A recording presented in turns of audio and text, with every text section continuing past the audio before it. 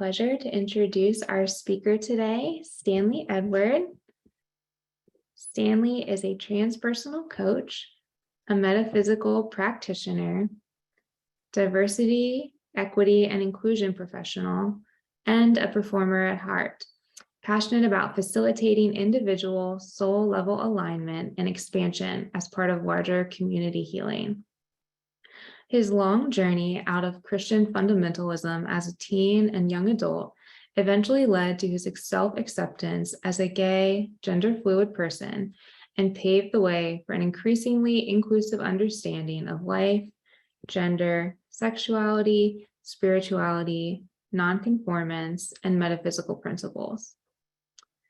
Stanley is also a U.S. Army combat veteran. He currently serves as a military equal opportunity advisor within the Army Reserve, where he trains and advises commanders, leaders, and soldiers on issues pertaining to organizational climate, positive leadership, inclusion, harassment, and discrimination.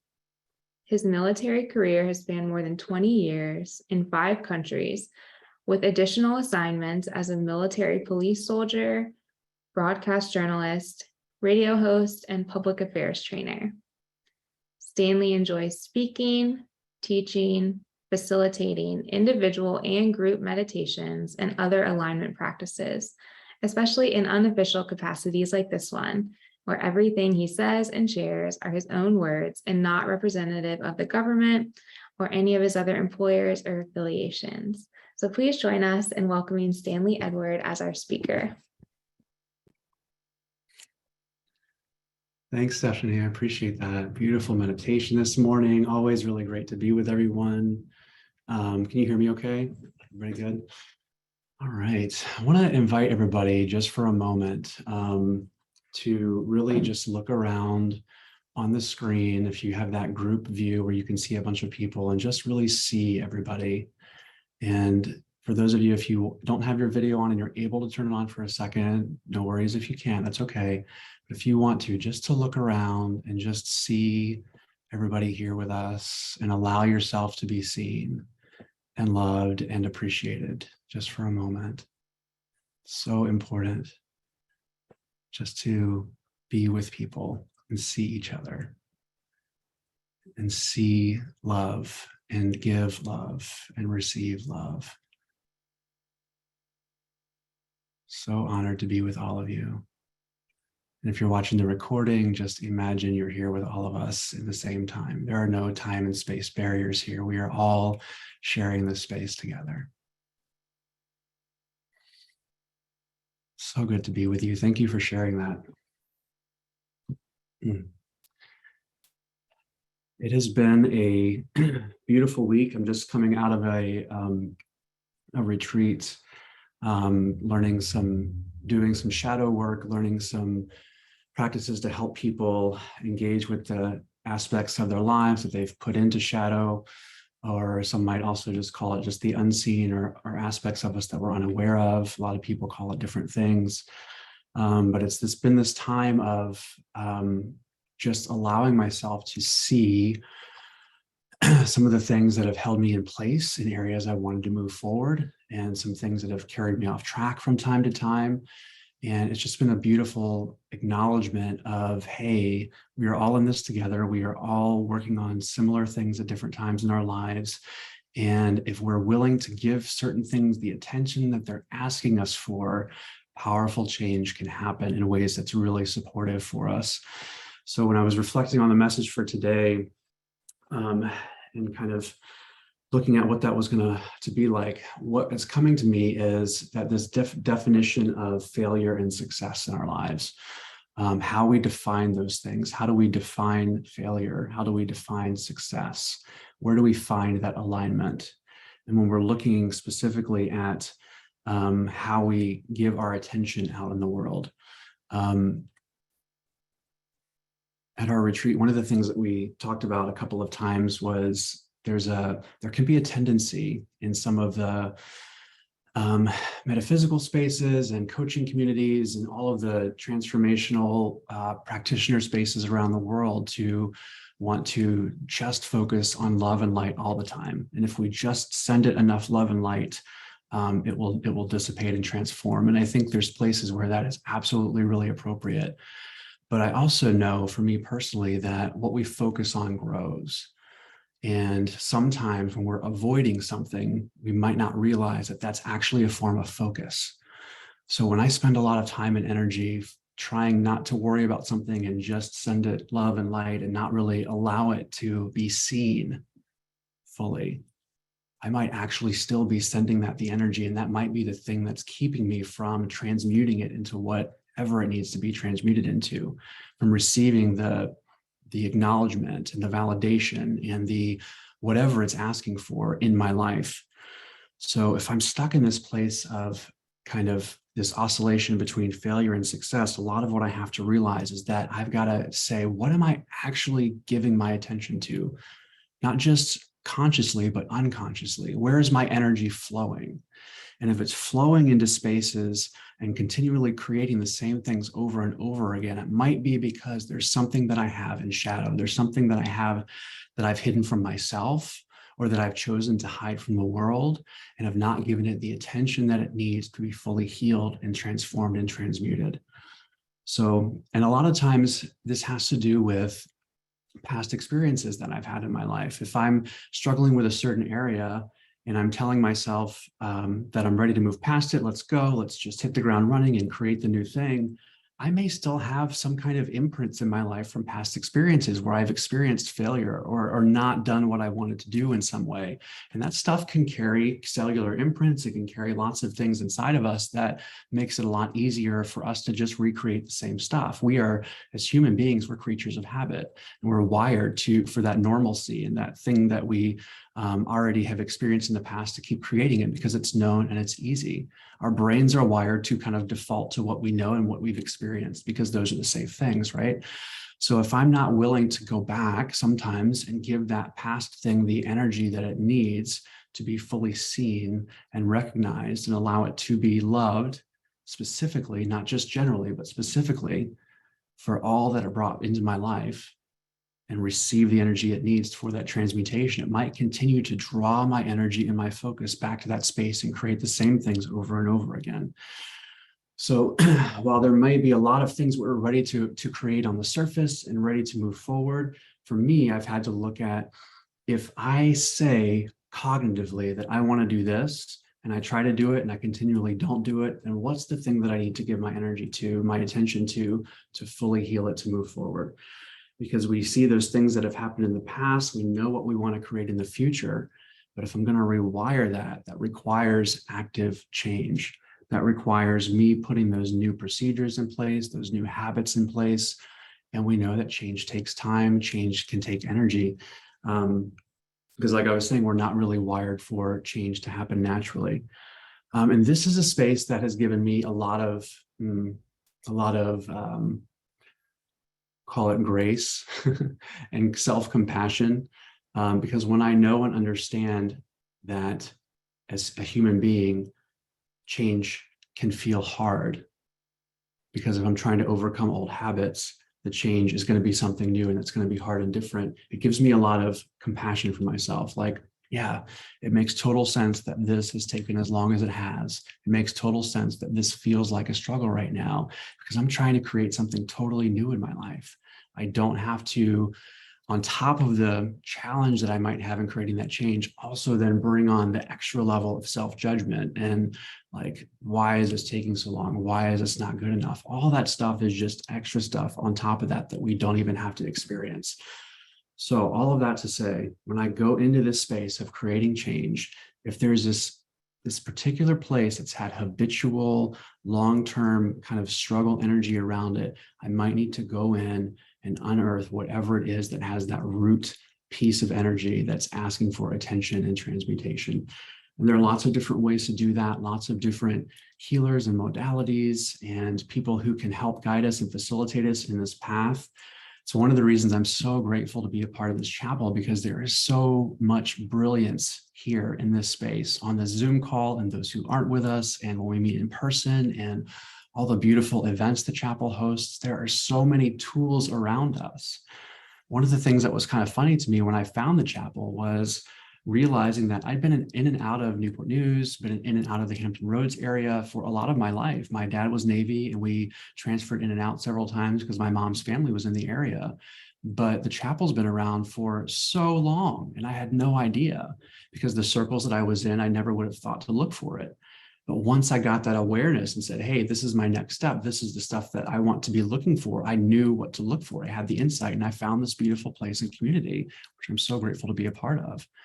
So whenever we know that we're ready for the next thing, and we start to call in the next healing experience or person or event in our lives, it will show up. So if we have a place that we're ready to transmute and create newness in our life, part of the thing is just pausing and breathing and saying, all right, what is my next step? What is my next step? And oftentimes when we're aligned and we're connected in that space of tapping into our highest version of ourself, tapping into our highest version of our humanity, tapping into source, oftentimes that answer just comes and drops in. It can be a word. Sometimes we might hear it. Sometimes we might see it. All of us are wired differently. So how is the universe tapping you on the shoulder and saying, hey, here's your next step? Are you aware of that? Are you listening for that? So as that comes in, we get our next step, we get our next kind of idea of what we're looking for next. We start to look at, okay, where am I now in this situation? And again, it's going back to that idea of change and transmuting something that's kind of been nagging at us for a long time and holding us back in different ways. I have to look at myself and say, first, am I in that space of alignment? Am I in right relationship with myself? Am I in supportive relationship with myself, with source, with others? Am I nourishing myself? Am I allowing myself the time and the rest that I need in order to be filled, in order to be resourced and sourced and connected, in order to be open to receive that guidance? Because as a person who, speaking for myself, habitually has found myself burning the candle at both ends, I will tell you that when I'm not in a place of feeling fully resourced, I'm not as open to receiving that guidance and that energetic inspiration and that awareness as I am when I have rest and when I'm taking care of myself. Because our bodies are these beautiful things that we are here to embody and move through this lifetime, and also to love and to nourish. You know, if you have children, I'm sure you want to make sure your children are fed and taken care of. If you have animal children and pets, I'm sure you want the same for them. But we have to remember that as much as our children and our pets have specific diets and needs for their bodies, so do we. And there are general things, of course, as humans that we know we need to do: diet, exercise, rest, meditation, all those things. But what are the specific things for you that you know nourish you? Am I in that positive, supportive relationship with myself, that I'm giving myself those things that I need, and positioning myself to be that positive, powerful relationship with all those I'm in community with in my life around me? So as I look at myself and make sure that I'm positioned in that space, I also then have to look at this thing that I want to bring change to, or this thing that I want to maybe bring out of the shadow and into that transmuted form of itself, honoring it for whatever it's trying to show me. I have to remember that as I'm creating this life, it is truly as above, so below, as within, so without. This is a divine mirror. Somebody, I don't recall who said it, but somebody said, you know, the way you do one thing is the way that you do everything. I think there's a lot of truth to that.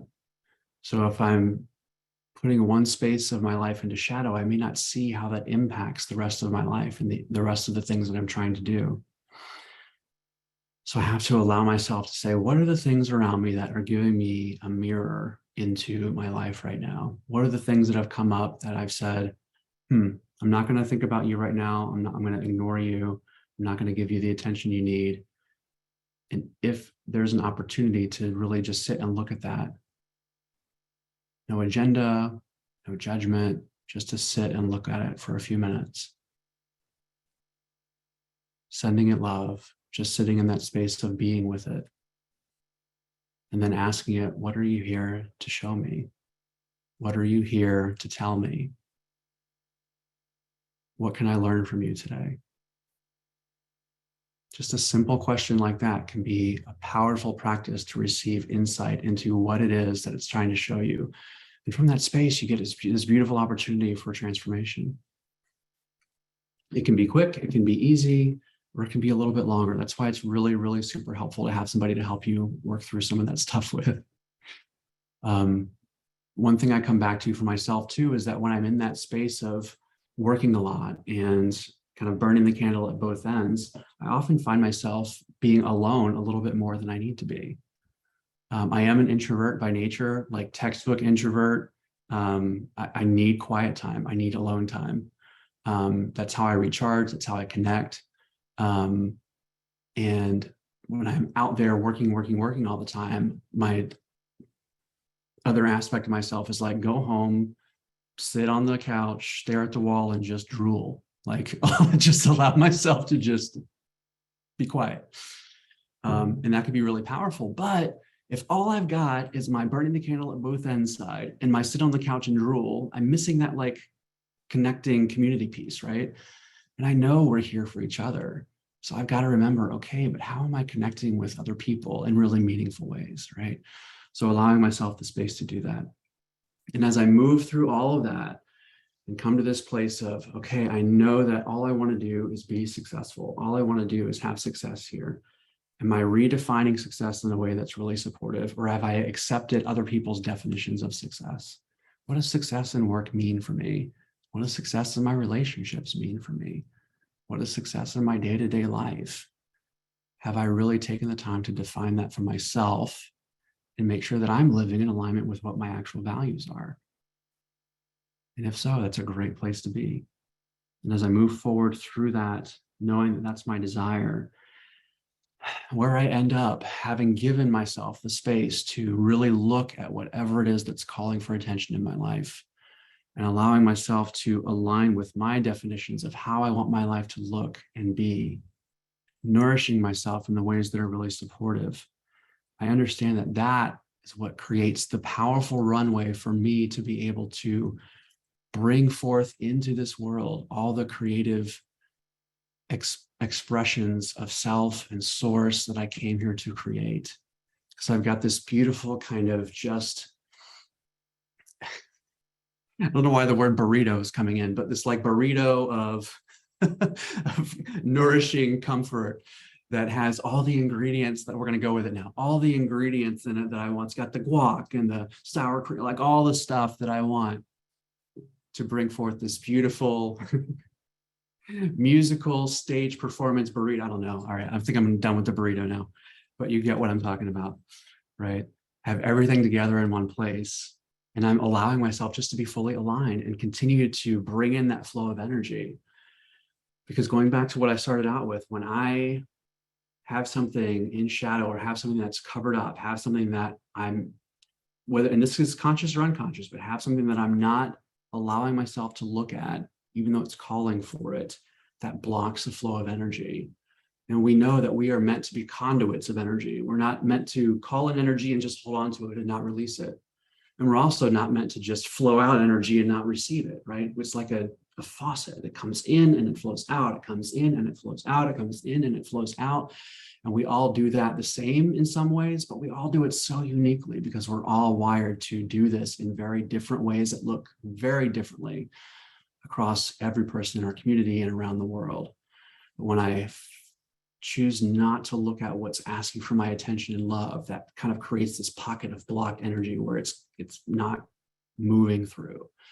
And that creates a lot of different things in my life. So once I allow myself to see those things and move through them, this creates just opening and opening and opening and more ways that my brilliance comes through. And this is an ongoing thing, right? It's never one and done. One of the myths that I've been working through is that this idea that change and growth is linear. And it's not. None of this is linear. All of this change and growth we experience is cyclical. It's one of the things I learned from my mentor, Joanna Lindenbaum, and she's really helped me understand that that linear understanding of change and growth is a very kind of patriarchal mindset. And that's one of the things that we still have to work through, is understanding that this linear thing, sometimes this myth of perfection, this myth of I've arrived and now I finally have it, is what keeps us from just living in this moment and bringing forth what we want to bring forth, what we're called to bring forth. Because I have to wait for, well, once I fully have it, then I can do this. Well, that's just not how this works. Life and change are very cyclical. And we just have to allow ourselves to be in that cyclical motion of change. And when we do that and we recognize that, I realize too that if I find myself back in this place saying, gosh, I thought I had worked through this already, it's okay. It's okay. I'm a different person now than I was the last time I went through it. And as I'm going through this now, I'm learning new stuff too. And it's okay. And I just keep spiraling forward, iterating forward in every step of the way, knowing that this is how this works and it's okay. One of the powerful things about being okay with that is that then it can move. It can receive the love. Because when I make something not okay, I'm judging it and I'm stifling it and I'm making this pool of energy that can't move. But I can just love it, allow it to be what it is, and then it can shift into whatever it came here to teach me. So, what does this all mean for us today? I want to give you just a moment to think about any particular piece of this that stuck out for you. If you're a person who writes things down, I invite you to do that. If you're a person who just needs to meditate on one piece of it for a second, I'm going to invite you to do that. What one piece of this stuck out for you? Just for yourself.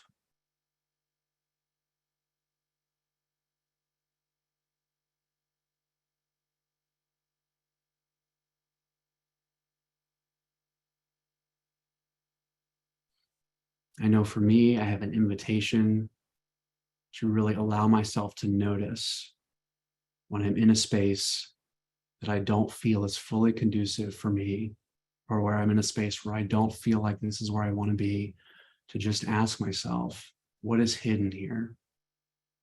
What am I either consciously or unconsciously hiding? How can I give it love and attention?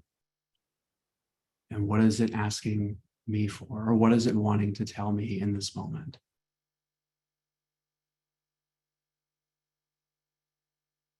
So I invite you to take that with you this week, and feel free to reach out to me on Facebook or email, or just message me and let me know if there's anything that stuck out for you, or anything as you go through this week that you were inspired to look at this through that lens and see if it helps or transmutes anything or helps you navigate that in a new or different way. I'd love to hear about that.